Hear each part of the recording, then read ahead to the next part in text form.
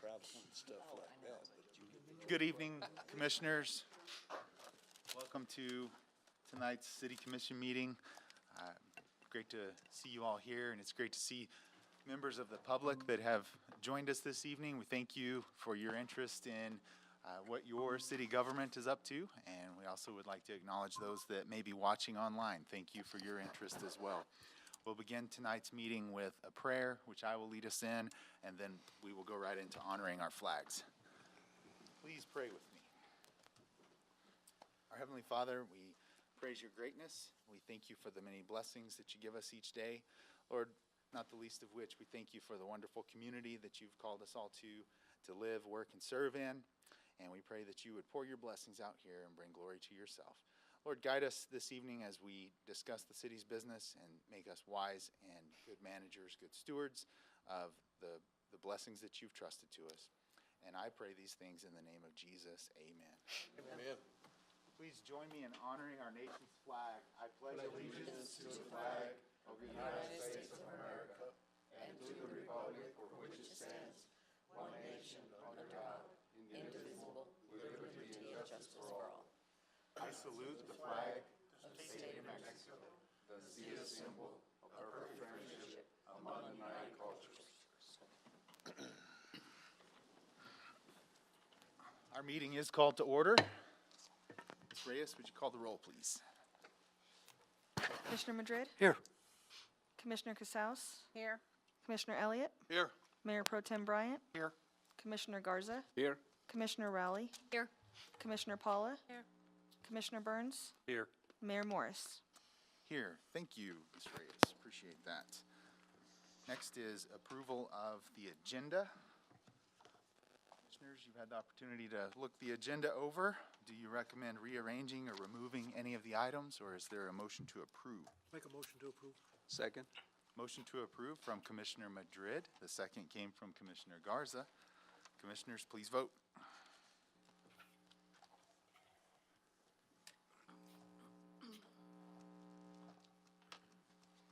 The vote is unanimous, 8-0, and our agenda has been approved. Next is approval of minutes, and we have the minutes from last week's meeting, Thursday, February 10th, 2022 meeting. Those minutes are in your packet. Unless you recommend corrections or additions to those minutes, I would entertain a motion to approve. Make a motion to approve the minutes.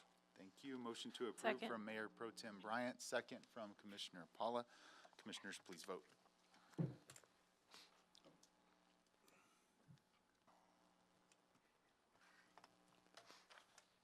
by a vote of 8-0, the motion is carried and the minutes have been approved. Next in the agenda is recognition of visitors. Again, thank you to those of you from the public that have joined us. I see folks here this evening that we will be hearing reports from, and we look forward to hearing from you when we reach that point in the agenda. Commissioners, under proclamations, awards, and presentations, we have one planned presentation this evening, and it is presentation of a plaque to Vince Romero. And Mr. Russell Hooper, are you going to share with us on this?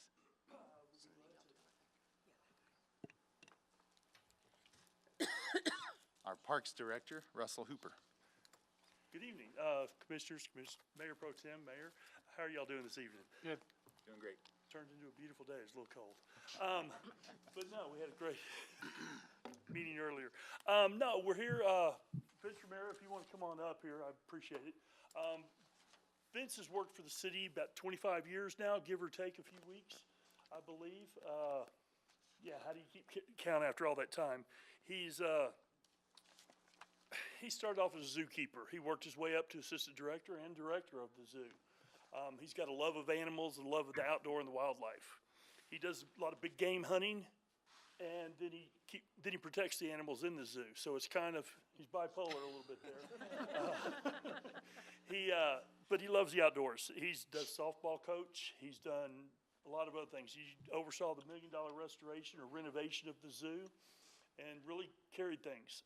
I got here, I guess I'm getting close to a year now, and with Vince, it was such an easy transition. I came in and let him run the zoo. He knew what he was doing. He took care of his business. Very rarely asks for stuff because he's used to doing everything on his own. I really appreciated that, and I appreciated his attitude, work ethic for everything that he's been here for us.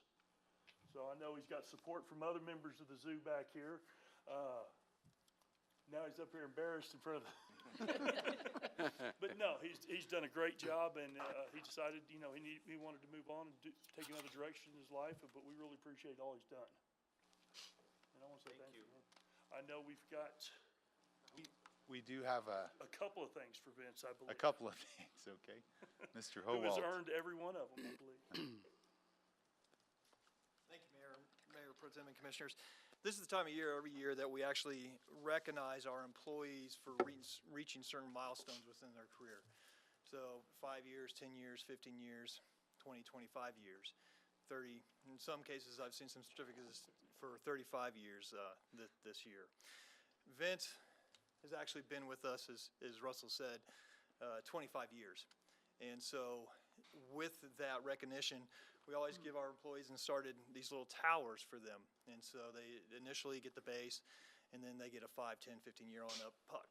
And so since Vince is taking vacation for the remainder of the time that he's going to be with us, we wanted to make sure and still recognize Vince and recognize and get him his milestone award for the city of Clovis. So I have your 25-year puck for you. And then we also always award them a certificate to go along with that. And what comes along with that is also 8 hours of paid leave to use throughout that calendar year. So this year, I'm going to go ahead and award Vince another, 45 hours of leave, since you can't use it, nor can you collect on it. How far time do you like in your retirement? So congratulations on your retirement. generous. Congratulations on reaching this significant point in your career. I know that it's exciting, and I wish you the best of luck in the future. So congratulations on that. Absolutely. Mayor. Thank you. Appreciate that, Mr. Howald. Vince, if you like, we'd love to give you the opportunity to say a few words, or you don't have to. I have a plaque for you, and I'll make my way down to give that to you and give these commissioners the opportunity to make comments that they may like to share with you. But I just wanted to say thank you on behalf of the citizens for 25, if I'm looking at it right, nearly 26 years of sharing your time and talents and your hard work on behalf of the citizens of Clovis. Thank you very much. Thank you. Vince, I'll just mention to thank you for what you have done for the zoo and your love for all of the animals as well, and enjoy your retirement. Thank you. Hey, Vincent, thank you. Thank you.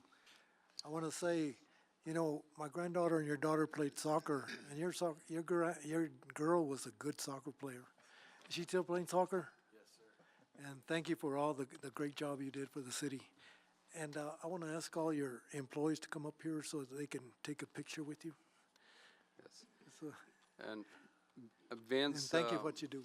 Vince, I've seen Vince work both places as a coach and as a zoo director, and you do good work, and I appreciate that. I mean, you coach softball, and I see your daughter play with softball with my granddaughter, and it's always good to see them work. One thing that I don't like about you yell too much. which is not true. He actually don't raise his voice, so the girls actually do listen to what he says. And good luck in your future, whatever you're doing. And I hope you stay as a coach and do good work with the girls. So appreciate you. Vince, thank you so much. Anytime I've been out at the zoo, it's been a pleasure. You run a great zoo out there, and lots of nice animals. You take care of them, and you've been a great zoo director. Thank you so much. Appreciate you. Vince, good luck in your future. Don't be a stranger. I know those animals are going to miss you. I'm sure you'll be back. And they've got some big shoes to fill, whoever replaces you. Vince, you look way too young to retire. I wish you all the best. Thank you for your years of service, Vince. Congratulations in your retirement, and thank you for all your service.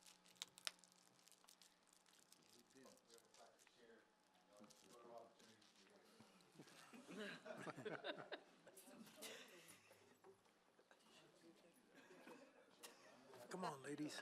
We can't help it. Come on. Get in there, girls. Come on, come on, come on, Girls. come on. You guys are Come gonna on, miss Russell. him. Got 'em. I'm gonna do photobomb over here.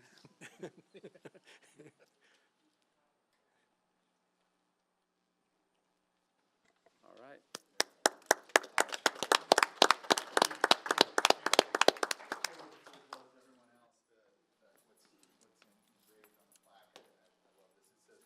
With heartfelt thanks, we're a grateful community. Thank you for sharing your time and talent. Yep. Thank you. Thank you, Vince. Thank you, Vince.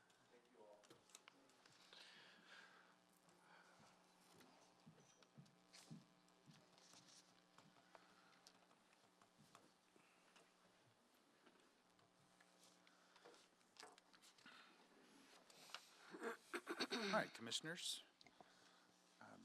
Without any other presentations to make, we'll move on to receipts of petitions and communications.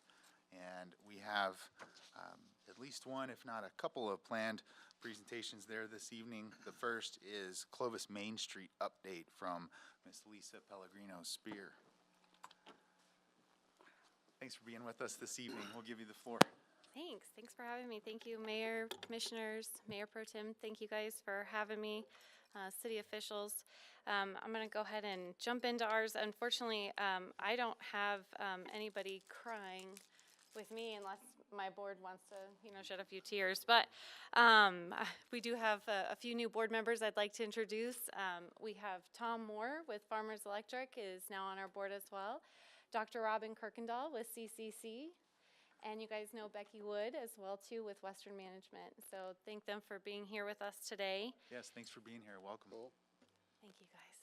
So ours is all on presentation for you guys. So hopefully I can go through it a little bit quicker than which direction? Maybe.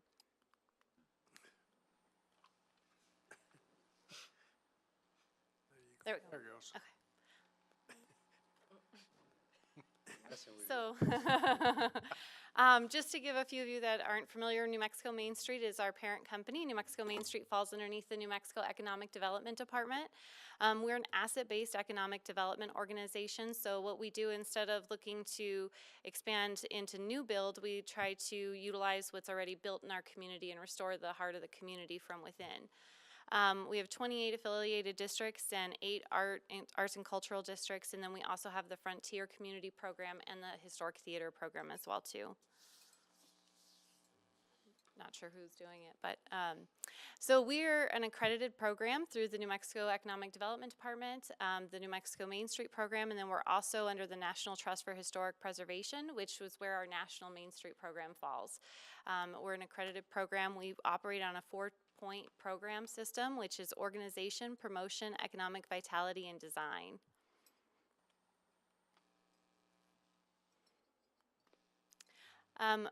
As of to date, so I just finished our 2021 report. So these are all figures that can be easily relatable to current numbers. We have over $68 million invested in downtown Clovis, and out of that $68 million, $3 million, just a little over $3.5 million is from grant funding between 2003 and 2020, and then 76 in this past year. And then public sector investments are almost 21 million and 795 this year, and 40.9 million in private property improvements, and then 2.1 million this year. So you can see our private property investments, that would be your individual owners. So people are investing quite a bit of money into our downtown, and it's showing. So we're grateful to have people believing in our district and wanting to continue to invest in it. We track our growth in our statistics. Over 2021, we had 49 net new jobs in our downtown. We had 9 net new businesses. We had 5 actually that left, but we had 14 that came in.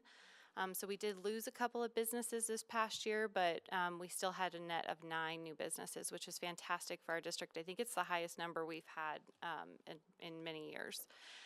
3 business expansions, 8 building purchases.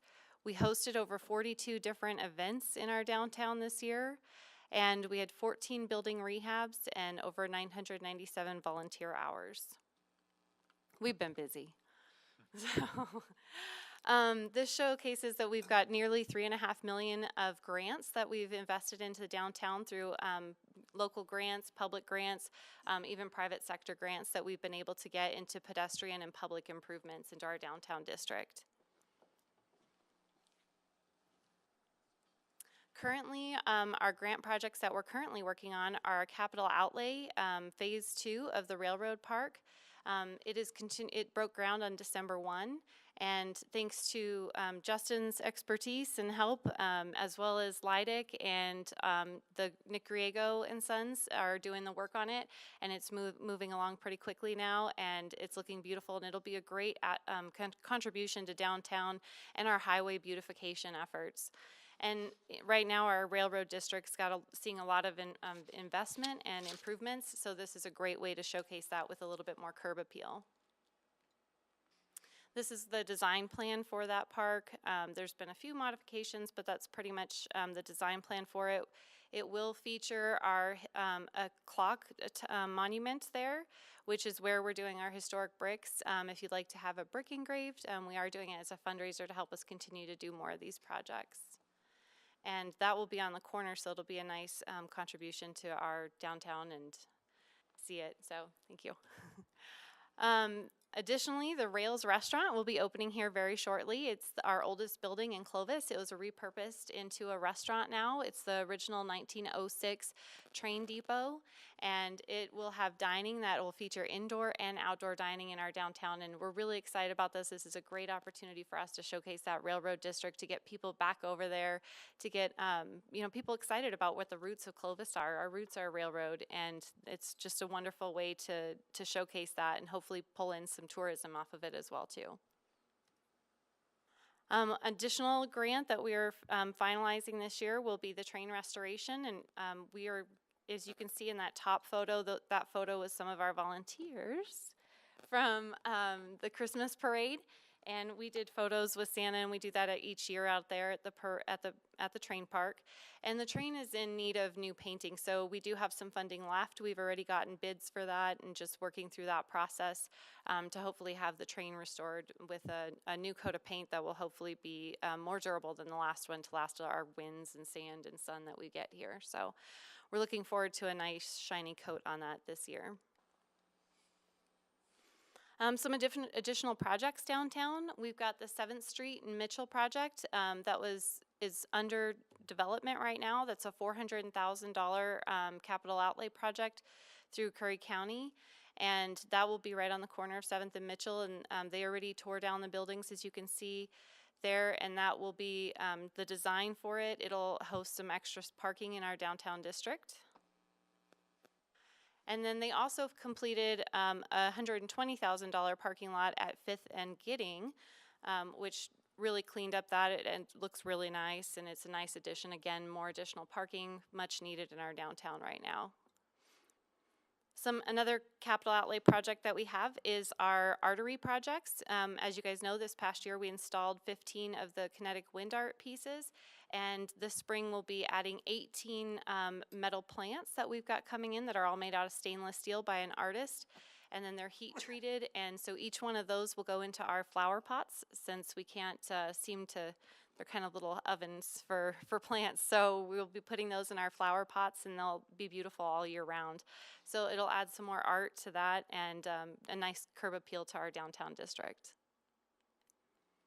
We were recently awarded a $55,000 New Mexico Capital Outlay grant that will be utilized for public infrastructure improvements, for designing of public infrastructure improvements. That'll give us capital outlay, get us ready to hopefully receive additional capital outlay for those projects. By having those construction ready documents in hand, it'll help us then be able to apply for more grants and capital outlay.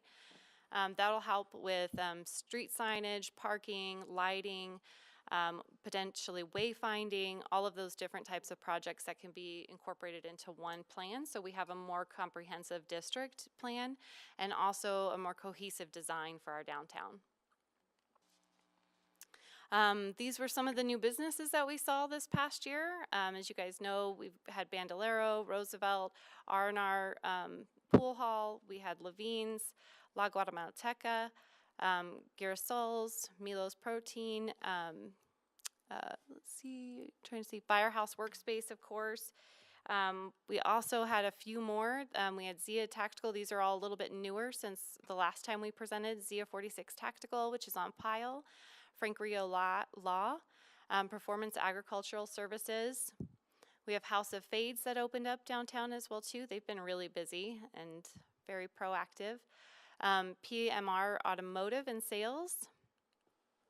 We also have RC Income Tax, which is perfect timing right now. They were busy yesterday. And we have Rust and Roses on 4th. The CCC opened up the Norman and Vi Petty Performing Arts Center and have already hosted 2 events in there. So we're really excited to see that as they continue to grow with their cultural arts series this upcoming year. And hopefully get the front facade, I think, is their next project on the list for that. And we're looking forward to seeing that being an active facility in our downtown and bringing in more tourism. Additionally, just opened was Extreme Clean Detailing Service in our downtown. That's right off the highway. Blanca's Main Street Cafe just opened. And then we have upcoming, we have Earl and Tom's Dispensary. It'll be our first dispensary in the downtown district. And then also Ed Perales Construction will be opening their showroom on the corner of the highway as well too. So we're excited to see all those. We have El Jimador Bar and Grill that's opening up in the old Bill's Jumbo Burger. And we have a few buildings that have done some great exterior improvement. The Citizens Bank of Clovis did all new turf, and they actually have their sign working and everything too, so it actually spins now. And Rooney Moon Broadcasting repainted their building as well, just doing some upkeep and maintenance on that. We have a lot of new building purchases that are happening in our downtown district. All of these buildings have got new owners, and we're really excited. A lot of them are working on some really incredible projects for our downtown that'll bring in even more tourism and more activity. And we also have Amarillo News came out and did a report on it because they were kind of surprised on how many buildings are being purchased in the changeover. So we're really excited that they came out and showcased that, and they showcased our Railroad Park as well too. So we have a lot of exciting projects. We have a few more buildings that are coming as well. We hosted a quick facade squad, which was a little unplanned, but we had someone come in and do some graffiti in our downtown, and we just jumped to it and went and bought a bunch of supplies and came down, and I met with the building owners and spent the day painting their murals with them, and went and got more supplies and paint, and we were able to get all the graffiti cleaned up that same day. So hopefully it was a deterrent to not incur any more graffiti. We are currently working on a $7,500 New Mexico Resiliency Alliance grant that we've requested an extension for since we just got the new ordinance for downtown outdoor seating. So we're really excited. That'll hopefully be a great draw for downtown to be able to people to see the restaurants that are down there. We have 3 different restaurants that we are hoping to be able to fund some seating with. It is a matching grant, so they will have to come in with some match to it, but it would provide outdoor seating for those restaurants. So we're really excited to be able to offer that, and hopefully come springtime we'll have some nice seating options outdoor. We are also working on a historic property signage, and I've identified a few different properties that we've got on our priority list for doing historic plaques for the buildings that can tell a little bit more of the story of where those buildings have come from and what they were. This week is National Entrepreneurship Week, so I just wanted to post this on here, and we featured our mayor yesterday. So we were just highlighting some of our downtown entrepreneurs to share that and just make sure everybody celebrates our local entrepreneurs in our community. We hosted over 30 Food Truck Friday events in downtown in 2021, and we'll be kicking that off here next month. So we're looking forward to having more food truck events coming up this spring. We also did the Purple Pride flags up downtown campaign, and during home game days, we encouraged everybody to go and put up purple flags and Wildcat flags to support our kids. We hosted a children's entrepreneur fair, which we had nearly 40 different children bring in booths. This was honestly probably my favorite event that we've ever hosted. My daughter pitched this idea she did a video to a company that's a national corporation that hosts these events called Acton Children's Fair, and sent in a little video of why we should do one here in Clovis, and we were selected, and we were able to host this. We had over 40 different kids that came out and participated in it. We had hundreds of guests come and purchase items from these kids. Some of them sold out within a few hours. It was a fantastic event, and we're looking forward to doing it twice a year now. The kids asked us to do it every month. It's a little overwhelming, so I'm gonna be hosting it twice a year, and we're really excited about it. It was a fun event. If you guys didn't make it out, you'll definitely wanna come out for the next one. We also hosted the Booze and Brews event. That was an annual event that we've always hosted, and we brought in with Hilltop Bottle Shop, Red Door Brewing, and Roosevelt Brewing. We had prize winners, and it was just a really fun event, a good opportunity for everybody to get out and see the breweries that we have in our downtown district now. And then, of course, you guys know the Christmas parade was a huge, huge impact this year. I think it was our largest parade we've ever had. It was kind of insane. So I put the picture up there of Vicki and Darren because I figured he would be here today too. But you can see by that picture on the bottom, the crowds were just absolutely insane, and it was like that the whole way down the street. We have drone footage, and it was just a wonderful event. So definitely can count the weather for that as well too. We had a beautiful day that day, so it's really exciting. We started Kick-Ass, I don't know if I can say that out loud. K-Clo, which is our Entrepreneur of Clovis Club, and it is an entrepreneur story time. So we get with people who are local entrepreneurs that want to tell their story, the goods, the bads, anything that's challenging, maybe things that were successful for them in developing a business here in Clovis, and share it amongst other people that are entrepreneurs like themselves. And we will be hosting that starting in March. We have our first storyteller already lined up, and we'll be doing 6 events again this year. So we're excited for that. And more events and fundraisers coming soon. We're going to kick off March again with bingo. We'll be doing a St. Patty's Day week bingo event. So we're excited to be doing that with Red Arrow and looking forward to that. Come out. It's going to be a big giveaway. We've got $10,000 bonanza and prizes, door prizes, everything. So we're really excited about that for a fundraiser for us. And this year we've been helping Dragging Maine. So we'll be helping Dragging Maine with they have a Friday night and Saturday night downtown event. And we'll be looking forward to activities on Friday night and having the Dome of Death, or I'm not sure what it's called, where they're going to have motorcycles inside the dome, and we'll have food trucks out for everybody, live bands. It'll be a really great time. So we're looking forward to Dragging Maine again this year. That'll be this summer in June. And that'll wrap up. So you can see we've been a little busy. This has been probably our busiest year that we've had, and it's been a very successful year. So we're really excited. But I'm a little tired, so. But it's been a wonderful year, so we're excited to see what 2022 brings us. Well, we are too. Thank you for the update and the report on everything that you have going on downtown. Our downtown has been transformed over the last couple of years, and we just love the energy, love all the things that you have going on. So really appreciate the update. Commissioners, comments or questions for Lisa, I think you've done a great job with downtown. I'm really impressed and really excited about the newcomers that are coming in. And I think this is something that will really help our community with the surrounding area. I'm really excited for you. Thank you. Keep up the good work, Lisa. I have one question. Yes. I love the artwork that you're bringing into downtown. And the flowers that you say are going to go in the flower pots, how do you keep them from getting stolen? They'll be cemented in. Okay. Yeah. They'll be too heavy to move. They can take bleachers, we've learned. So. Yes. Yes, we did learn that, yes. Thank you, So, Lisa. yeah, we're hoping. Appreciate it. Thank you so much. Yeah, Lisa, thanks. It's great to see downtown thriving again. Thank you. Thank you.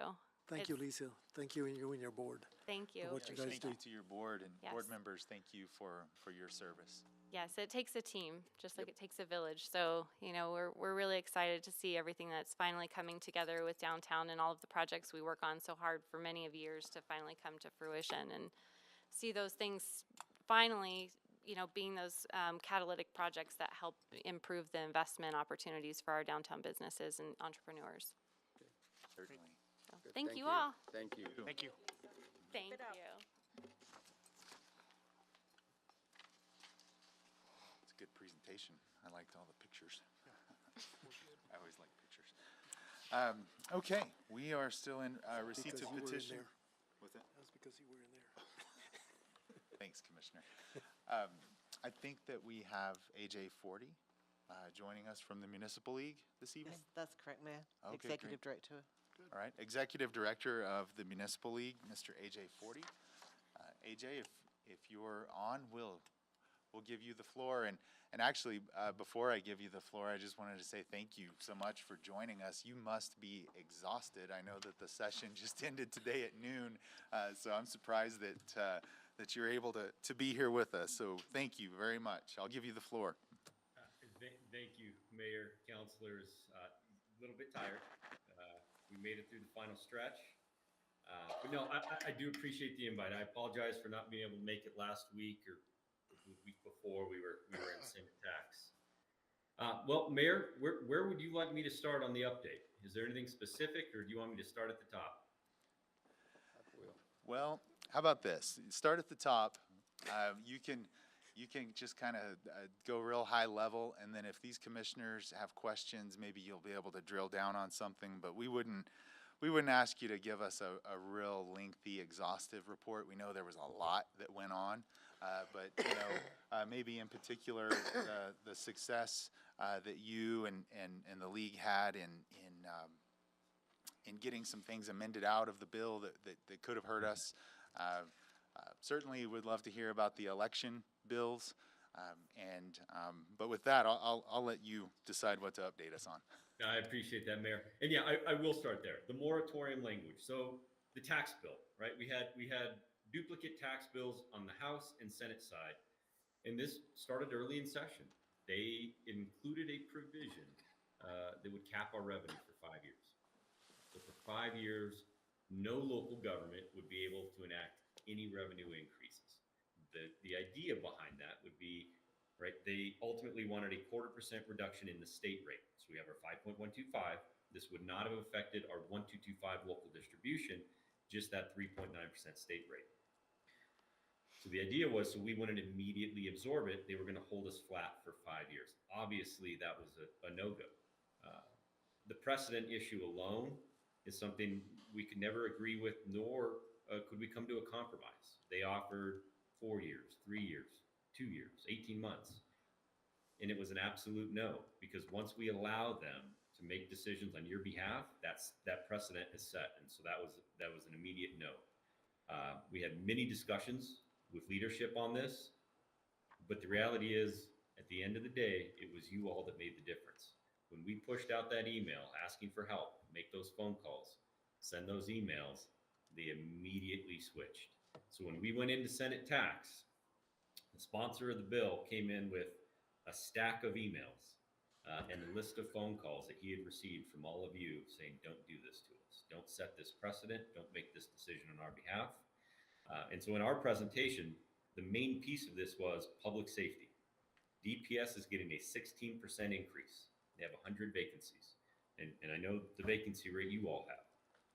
This, as it is, it's going to be an issue for local governments and police departments because they're going to take from us. But the idea of holding our revenue flat, not being able to compete with that wage inflation or the recruitment and retention that it's going to cause, it would have been more devastating than it already is. So we were able to strip it on the Senate side. They made the commitment not to put it back on. The night before House tax met, they called us, the chair called and said, we'll agree to take it out, ask everyone not to show up, ask them to stop sending the emails and making phone calls. So we didn't have to have a public hearing on that point. And really, the impact that you all had on this issue is what pushed it over the line. So I have a big thank you to our entire membership on helping us out with that piece. And so the tax bill as it sits today, we're good. It doesn't affect us negatively. And there's a pretty big provision in there that starts the conversation about how do we fix hold harmless, right? We know we've been burdened with this for, gosh, 18 years now, right? They took the food away from us in 2004. They started the phase out in 2013. It will ultimately completely phase out in 2030. But we have a provision in the tax bill that helps about 10 municipalities, right? Everyone who did not enact any of that 3/8, based on your poverty level, will get hold harmless frozen at 80, 50, 30%. There was a technical error in how they wrote the bill, or that the language, the section that addresses this doesn't take into account the de-earmarking bill that happened in 2019. So Representative Harper in 2019 ran House Bill 479, right, which de-earmarked. So we have 2.05 non-referendum, 0.45 referendum. So anyone that enacted after 2019 is still eligible because hold harmless increments do not exist anymore. So we're going to do that rack up. We're going to figure out everyone's poverty rate and everyone who did an enactment after House Bill 479. So in the bill, it identifies 10 municipalities, but there will be more based on that technical issue of not identifying House Bill 479 change. So that's good news, right? The 0.25% reduction still is in there, but it's phased in over 2 years. That's a good thing, right? We did not take a position on the 0.25%. Obviously, and the reason we didn't take a position, that 0.25% reduction in state GRT is $200 million. You know, we would have rather seen it a holistic approach to fixing hold harmless for everybody. And eating up $200 million recurring makes it tough for us to come back next year and get that holistic approach unless revenues can continue to increase.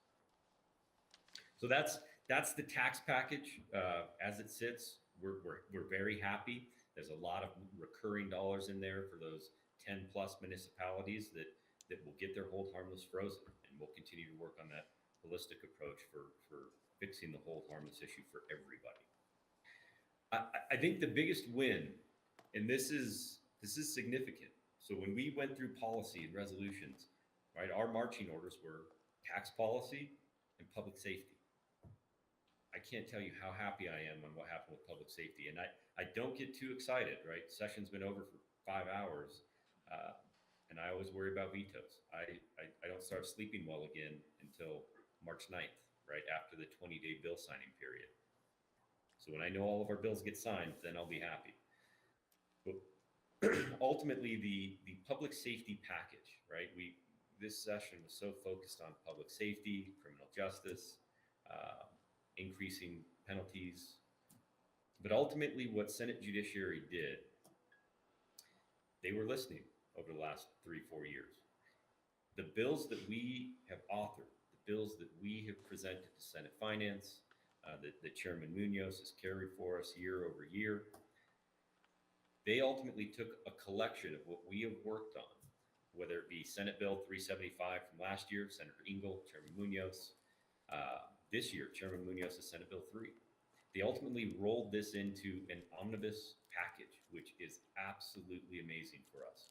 What it does is it starts with LEPF, similar to what we did with fire protection last year, getting that entire transfer from general fund into the grant council, right? So $22 million a year now goes into the grant council for fire. We get to buy everything we need with cash. We don't have to bond anymore. So we did the same thing. If it's signed, we did the same thing with LEPF. There was about a $15.5 million transfer to the general fund. We now have that going to local law enforcement. And this is on a recurring basis. We had to get a little creative with delayed effective dates.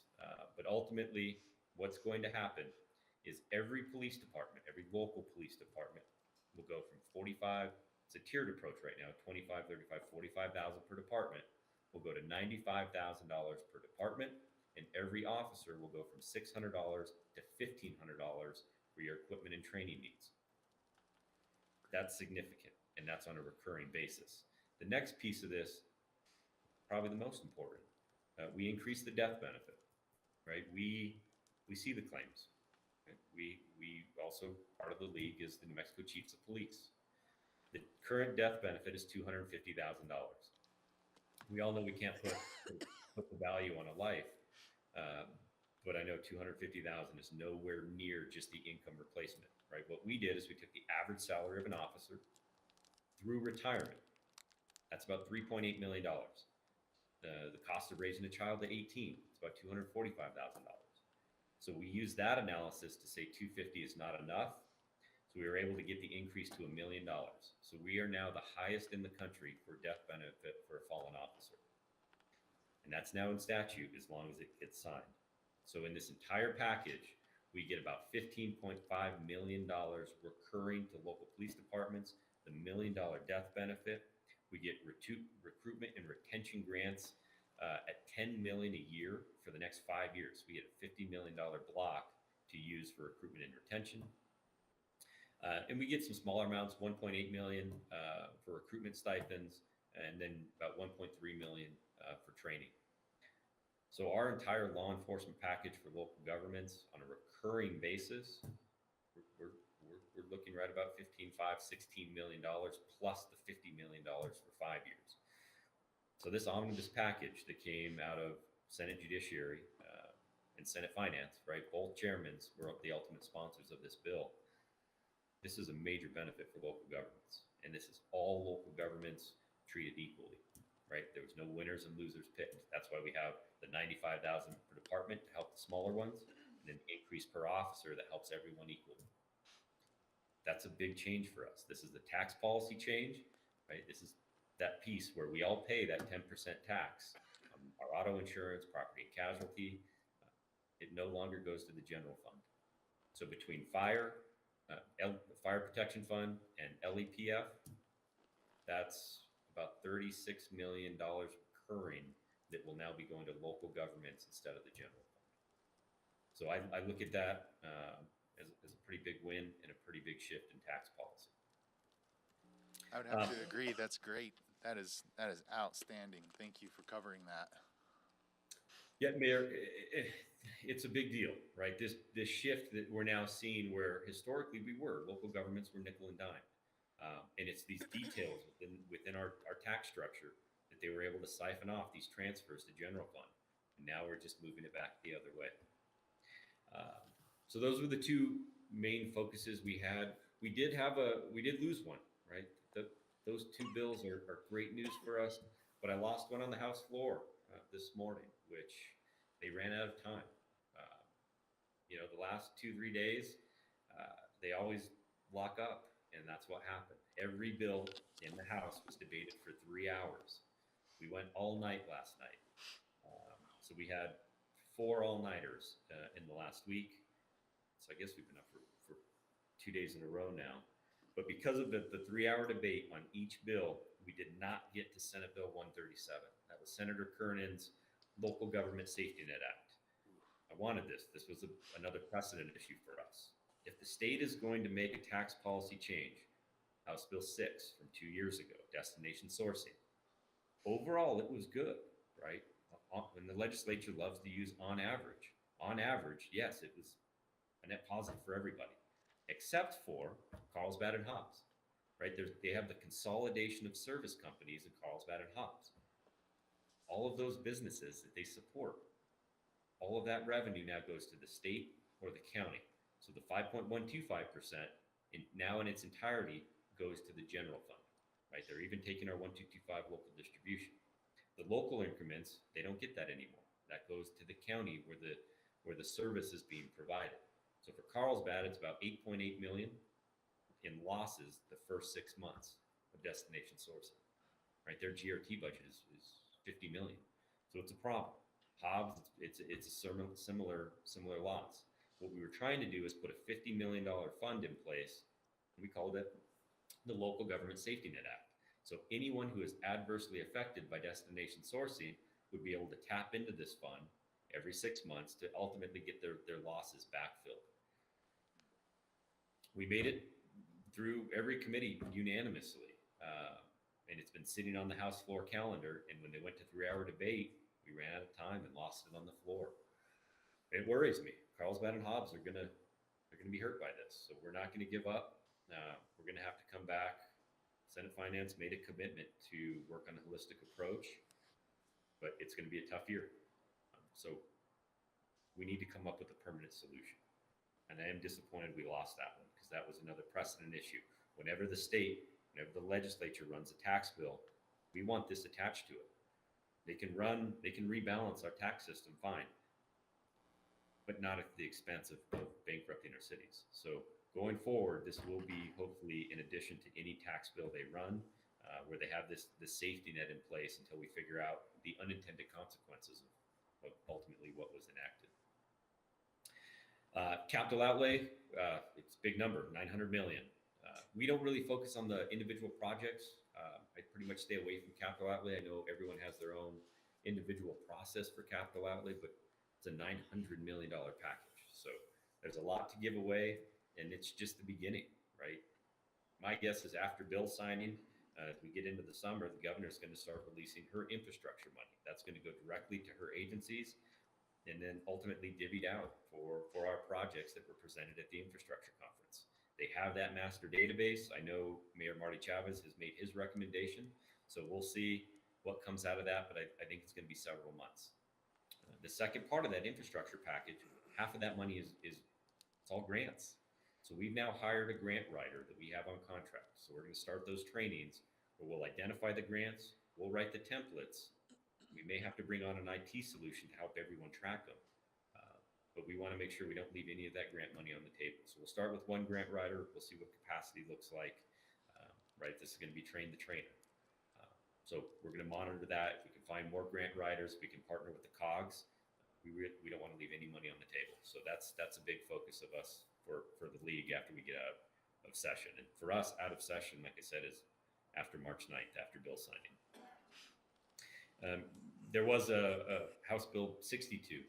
The local government division at DFA has a grant program now that was funded by the legislature. Not a lot, but the legislature gave $1 million to help with exactly what we're going to do at the league. So we'll partner with LGD, we'll partner with the COGS, we'll partner with everyone to make sure we identify them, we get the templates in place, and we track them. So Mayor, Commissioners, that's the highlight. Obviously, we're working on our rack up now to give every bill that made it upstairs that has an impact on us. We'll have a light bulletin out in the morning, and then we'll have a comprehensive one out for our district presentations. Great. Well, AJ, we certainly appreciate you taking the time to give us an update, and thank you for the advocacy that you do on our behalf, as well as the rest of the municipalities around the state. You're a valuable asset to us, and we are thankful. I wanted to ask if you could back up just a bit. When we talk about the governor's infrastructure money that's going to be made available, you anticipate seeing that kind of being split between her putting funds in agencies and then also grant opportunities. Do you kind of, will that be about 50-50? Do you know approximately how much money she has available for infrastructure? That's a lot. So Mayor, it's and it is a unique structure because there's so many different buckets of money this year, right? So we have the capital outlay bill, that $900 million. We also have money in House Bill 2, right? Specific projects in all of our communities, right? Big road projects, and they used a lot of that, what I call the lawsuit money. There was about $500-600 million left. It was divvied up between the junior, the capital outlay, and House Bill 2. Then you have the infrastructure dollars that's in total control of the governor. Gosh, it's almost like $2 billion. But that will be divvied up through the agencies and ultimately dispersed to the projects. But what the feds did is they left about half of that available for grants. So, right, if it's water, wastewater, I think that's going to be the majority of it, obviously some broadband pieces. But that's where we have to, on our own, identify them and apply for those grants. So that'll be a long process. It's not going to come quickly. That's going to be a year and a half process from identifying them, writing the grants, and ultimately seeing if they get funded. I see. Well, we will be watching closely and working closely with you on those developments to understand just how it is that we can at the city of Clovis not leave anything on the table, because we have projects. So, and I know every other city does as well, but, commissioners, any questions for Mr. Forte? No questions, just thanks for what you do. We appreciate it. Yes, Thanks, sir. sir. Thank you, and I hope next time you come to see us, it will be a nice thing for you to do, to come and meet all the commissioners here and discuss in length a little more about what we can expect from our government next year. Thank you. Absolutely. Mayor, commissioners, we're going to hit the road. I'm going to hit the road at least. Once we get out of bill signing, I'm going to start the road trip. So I will come and visit. Absolutely. Awesome. Thank you. Very good. Well, until you do, stay in touch. Please give me a call if you need anything from me. Thanks for being with us this evening. Thank you. Take care. Thank you. All right, commissioners, in keeping with the theme, I wanted to hit on a couple of things with you. When we think about everything that happened in the session, there was a lot, and we rely on the Municipal League to help us in tracking those bills that are particularly important to us and so forth.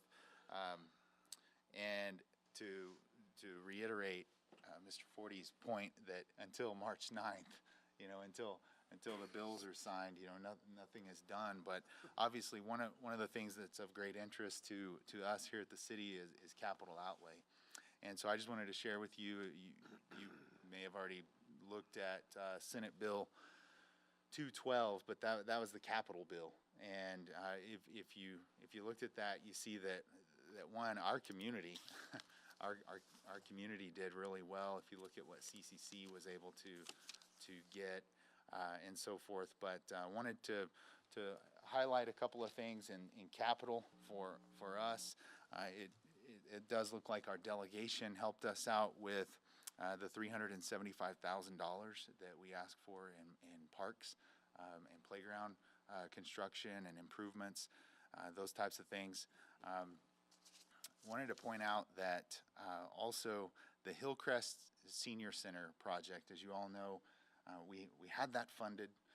We had $1 million by way of a CBDG grant and $250,000 from the city of Clovis, and then we had just over $4.7 million from aging and long-term services. So we had $5.7 million in funding for what we believed would be approximately a $5.7 million senior center. But then the bids came in, right? And so we had quite a funding gap there. So in fact, about a $2.2 million funding gap. And so if you'll notice when you look at SB 12, and again, we need to wait until this is signed to really count the eggs, if you will. But we have $1,364,000 in capital for the senior center, and that is the result of the governor putting in 700.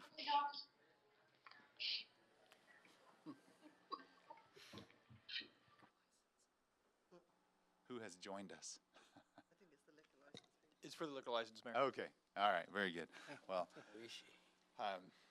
we'll get to that soon. But I wanted to just point out that we were able to cover nearly all of the funding gap that we have on the senior center project by a couple of different, or three different ways. One, a reauthorization of $750,000 that the governor had provided from her capital in 21 for the wellness center, which, if you remember, we applied for a DSIP grant on that, and we were unsuccessful in getting that. So that $750,000 that she had given us last year was out there. Well, we asked her to reauthorize that, and that's in Senate Bill 213, and she did that. She gave us a reauthorization on that $750K. But in the capital bill, we got $614,000 from our delegation, and then the governor went into her own capital again with another $750,000. So she essentially gave us $1.5 million, and the delegation gave us $614. So long story short, we got really close to covering that $2.2 million gap on the senior center. The other capital that I wanted to point out to you, and is related to the Eastern New Mexico Water Utility Authority.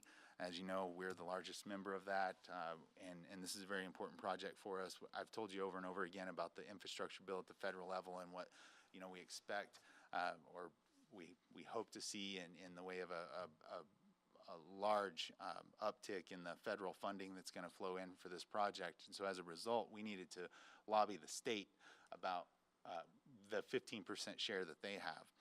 House Bill 2, the appropriations bill, although we had presented to LFC and asked the legislature for a lot larger number, House Bill 2 appropriated $10 million for the U Pipeline project and to the Water Utility Authority.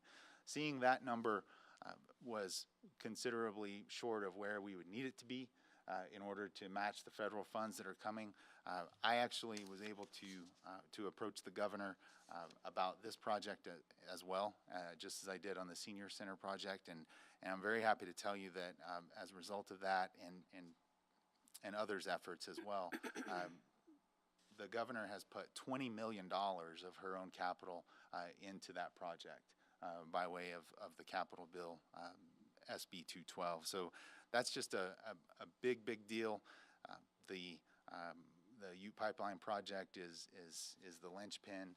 It's how we are going to handle our water situation going forward. It is vital that we're connected to that renewable source that is Ute Reservoir, and I am grateful to the governor for the meeting, and grateful to the governor for understanding the need, seeing the opportunity to put in $20 million from her capital to help move that project along.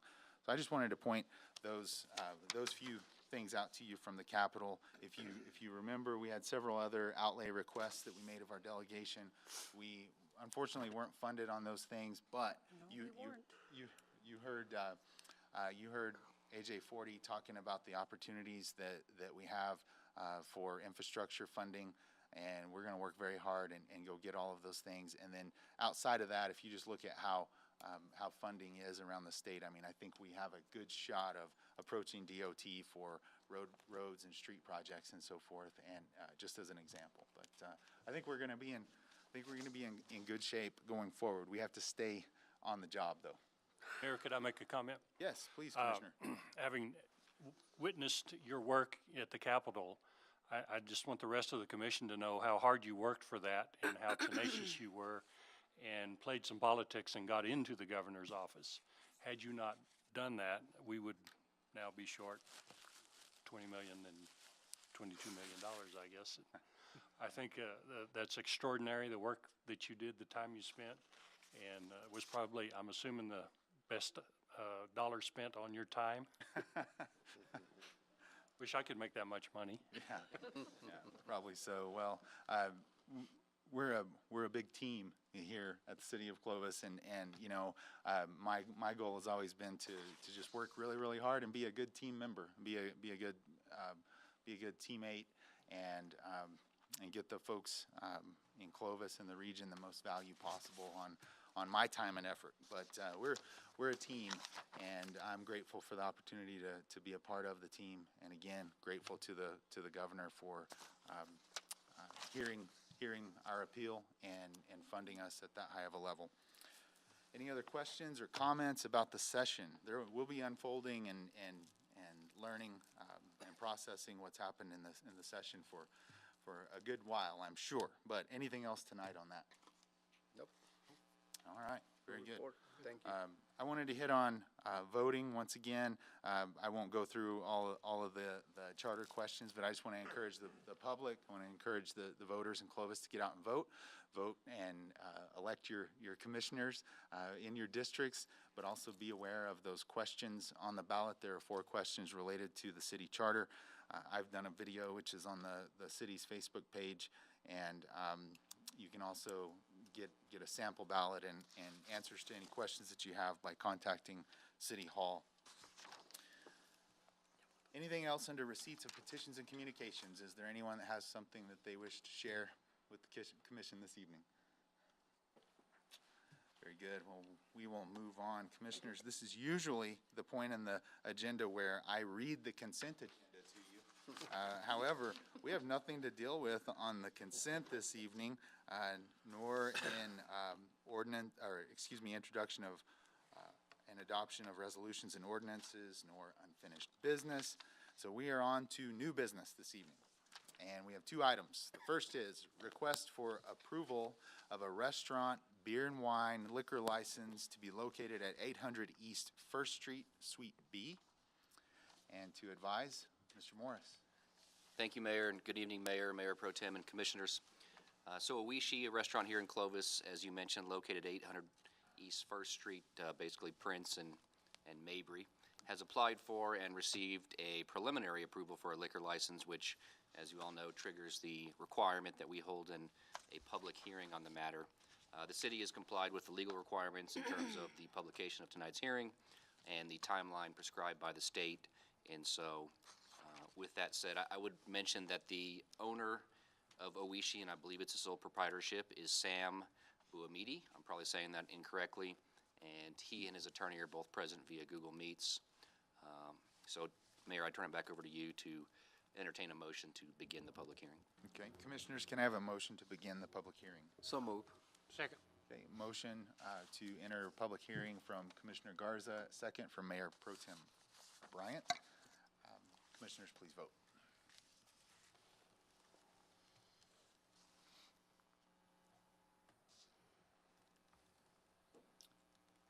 And the vote is unanimous, and the motion is carried, and so we have now entered the public hearing related to this matter.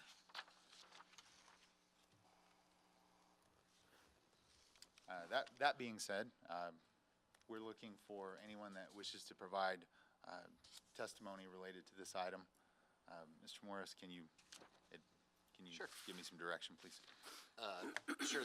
So we can entertain testimony. I'll have to swear any witnesses that wish to testify. And then, of course, the legal standard is the commission has to find, in order to disapprove the license, that there is an issue with, well, I can give you the exact quote. Hold on one second. Have to find that either the location or the applicant would pose a detrimental issue to the public health, safety, and morals of the residents of the city of Clovis. Okay. All right. Very good. That being said, we are in the public hearing, so anyone wishing to provide testimony is welcome to do so at this point. You'll just need to be sworn in. My name is Samuel Silverman. I'm the attorney for the applicant, and I'd like to be sworn in. Yes, welcome, Mr. Silverman. We'll allow Mr. Morris to do that. Silverman, can you keep your right hand raised? Do you swear or affirm to tell the truth, the whole truth, and nothing but the truth under penalty of law? I do. Thank you. Thank you, Mr. Silverman. We'll give you the floor. Thank you. To the Honorable Mayor, Mayor Pro Tem, and City Commission of the City of Clovis, thank you for the opportunity to let me appear here. I conferred with your city's attorney, who allowed me permission to appear before you this evening. So I want to thank all of you for that. Sam Buamidi is the sole proprietor of the restaurant called Owishi at 800 East First, and has made application for a restaurant liquor license. And after jumping through all of the necessary hoops and getting the application in order, I believe that the state authority on this has determined that the distance of the premises to any schools or churches is well outside of the minimum boundary requirements. The business is an ongoing restaurant. My client purchased this in April of last year and has been operating it ever since. There is a valid food establishment permit, the valid Taxation and Revenue Department registration certificate. the zoning statement, which the city of Clovis provided, showing that it was an appropriate location for this enterprise, and the requisite photos, information, and application were submitted. And we would request that the city commission confirm and permit this license to issue so it could continue being a part of the Clovis community. And I'm available for whatever questions. Thank you, Mr. Silverman. Commissioners, are there questions for Mr. Silverman? Mr. Mayor, I don't have no questions, and I see no opposition here today, so I make a motion to end this hearing. Second. Okay. We have a motion to end the public hearing coming from Commissioner Garza, and the second came from Commissioner Paula. Commissioners, please vote.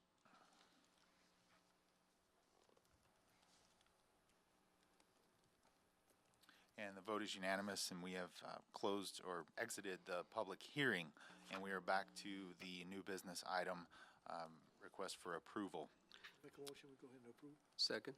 Okay, motion to approve from Commissioner Madrid, second from Commissioner Garza. Is there further debate? Hearing and seeing none, commissioners, please vote.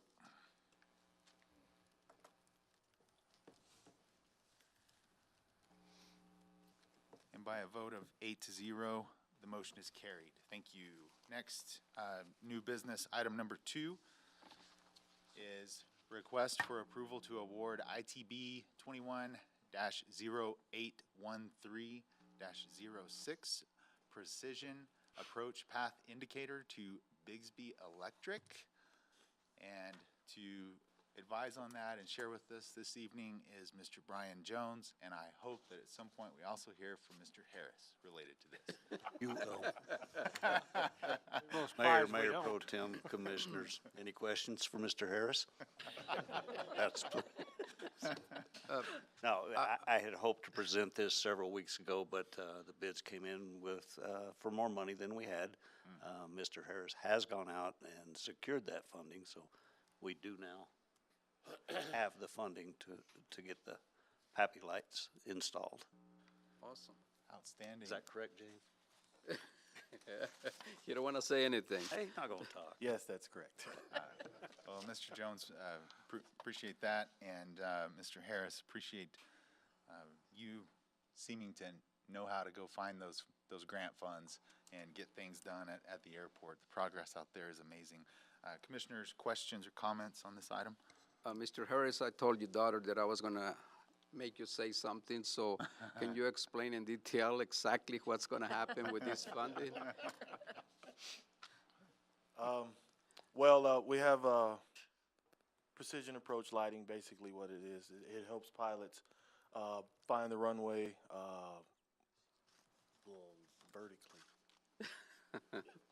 vertically. So it's mainly for VFR flying, which means in good weather. So sometimes pilots need that extra help just to find the runway surface. So runway 422, which is our main runway, it's already equipped with Pappy lights. They're owned by the FAA and maintained by the FAA. But the secondary runway doesn't have anything. They have an old system called a Plassey that, as a pilot, I've never learned to use, so I can imagine how many new pilots don't know how to use it. So I went out and tried to find a grant to help out the smaller aircraft pilots, find our runways. Cool. I'm curious, how much money are we talking here? 290, 300. Shows 290. There's 290 here, so. Yep. Yeah, it's right there. Yeah. Page 29, yes. And it is completely funded by grant money from the DOT. That is awesome. Thank you. I make a motion for approval. Second. Motion to approve from Commissioner Garza, second from Mayor Pro Tem Bryant. Any further debate? Hearing and seeing none, what is before you is the approval to award ITB 21-0813-06 for Pappy Lighting. I wanted to say Pappy Lighting. It makes you guys sound cool when you say it. So, commissioners, please vote.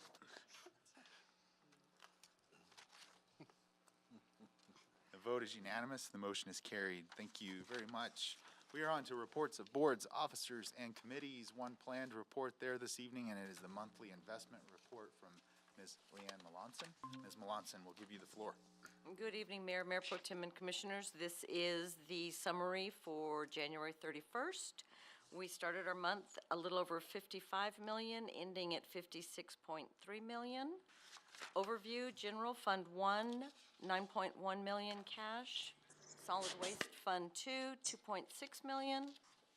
Fund 10, 2.9 million. Fund 64, which is Economic Development, 3.8 million. Fund 66, the Ute Water Project, 5.4 million. Our Streets Department, Fund 75, 1.3 million. Our Drainage Improvements, Fund 88, 1.4 million. And the American Rescue Plan, Fund 94, 4.7 million. On the next page, the breakdown, we have a little over 33 million in our local banks and 23.2 million in our state investment pool. I will be moving the 2 million for the Lida Airport project over to the state investment pool tomorrow. Our interest for the month was 4,300. Our year-to-date 7-month is 27,000. State pool this month dropped down to 0.0694.